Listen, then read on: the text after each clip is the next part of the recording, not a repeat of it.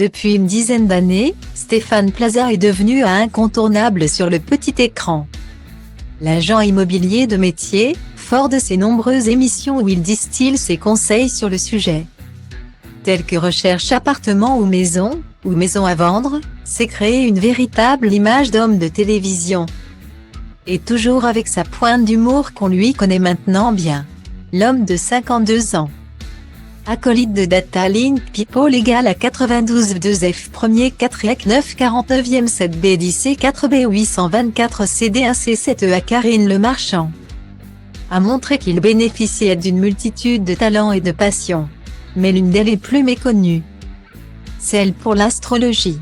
Et à ce sujet, l'un des hommes forts de M6 a déclaré auprès de Capital, « Je sais que ça peut sembler ésotérique. Mais demander son signe à quelqu'un, déjà, ça permet de discuter, d'entamer la conversation ou de la faire dévier sur un sujet plus personnel. Point. Faites le test, demandez aux gens leur signe astrologique, la plupart vont vous répondre et commencer à se livrer. Même ceux qui disent qu'ils n'y croient pas.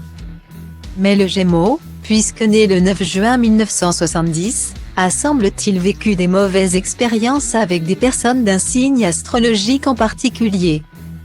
Des expériences assurément professionnelles puisque le natif de Suresse n'explique être en incapacité de négocier avec les personnes natives du signe du Capricorne dans son métier d'agent immobilier. Une difficulté qui peut s'expliquer.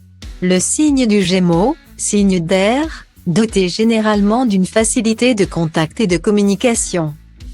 À l'image de la personnalité haut en couleur de Stéphane Plaza, et celui du Capricorne. Signes de terre, globalement plus réservés et pragmatiques, sont en effet aux antipodes l'un de l'autre. Vous êtes désormais donc prévenu que, si vous êtes amené à négocier avec l'agent immobilier le plus célèbre de France, cela risque d'être quelque peu animé.